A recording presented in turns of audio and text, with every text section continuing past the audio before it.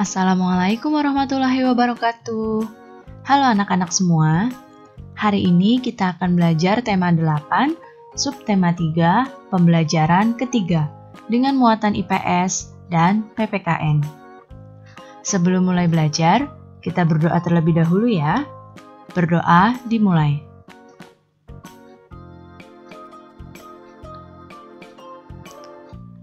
Berdoa selesai. Baik anak-anak, sudah siap untuk belajar hari ini? Kalau sudah siap, mari kita mulai belajarnya. Pertama-tama, kita akan mempelajari muatan IPS. Di dalam kehidupan sehari-hari, kita tidak lepas dari kegiatan ekonomi. Lantas, apa sajakah kegiatan ekonomi yang dilakukan sehari-hari? Adakah di antara kalian yang tahu? Ya, kegiatan ekonomi yang dilakukan sehari-hari dibagi menjadi 3. Ada produksi, distribusi, dan konsumsi. Kita akan membahasnya satu persatu.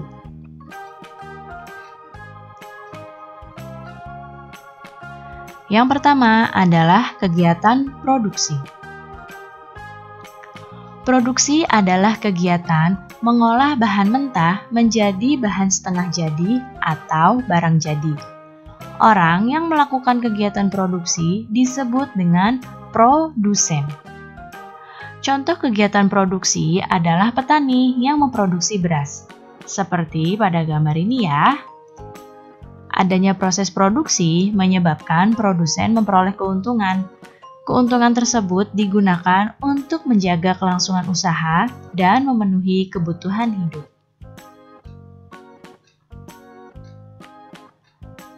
Kegiatan ekonomi yang berikutnya adalah distribusi.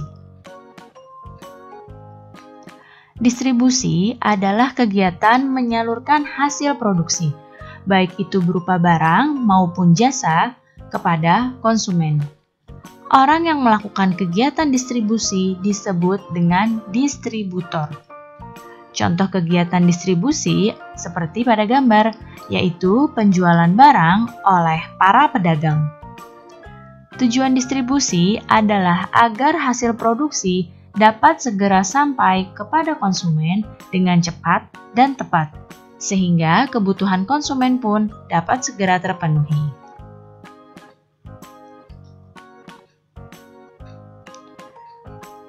Yang berikutnya adalah kegiatan konsumsi.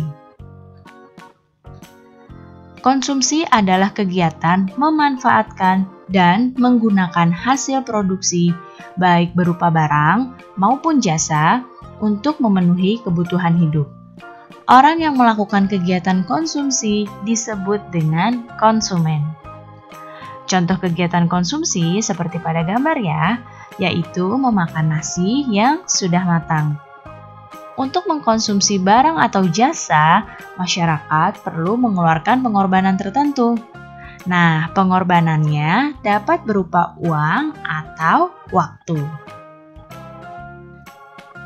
Jadi, contoh kegiatan ekonomi yang pertama tadi produksi adalah petani yang memproduksi beras, kemudian beras yang diproduksi oleh petani dijual oleh para pedagang, dan beras tersebut kemudian sampai ke masyarakat dan dikonsumsi oleh masyarakat.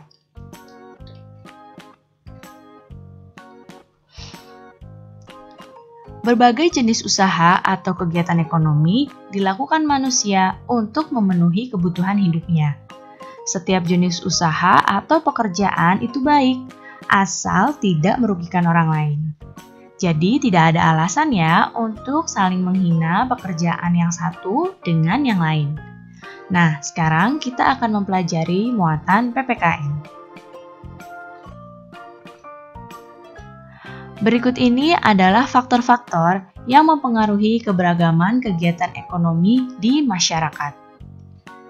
Faktor yang pertama adalah kondisi geografis Indonesia yang begitu beragam.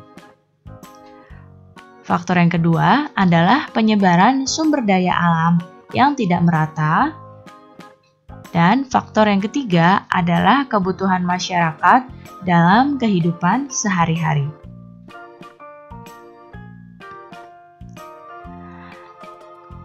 Kemudian keuntungan keberagaman dalam kegiatan usaha. Nah, kegiatan usaha ini memberikan keuntungan. Yang pertama adalah untuk memenuhi kebutuhan masyarakat. Kemudian keuntungan berikutnya dapat membuka lapangan pekerjaan. Berikutnya, mendapatkan hasil atau imbalan dari pekerjaan yang dilakukan dan mendorong masyarakat untuk kreatif dalam menghasilkan suatu barang.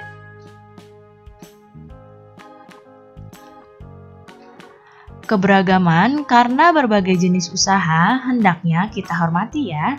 Alasannya adalah manusia saling membutuhkan satu sama lain. Oleh sebab itu, keberagaman menjadi faktor yang dapat mempersatukan masyarakat yang ada di dalamnya. Baik anak-anak, cukup sekian ya penjelasan Ibu kali ini. Mudah-mudahan kalian paham dan mengerti. Terima kasih anak-anak semua. Sampai jumpa lagi. Wassalamualaikum warahmatullahi wabarakatuh.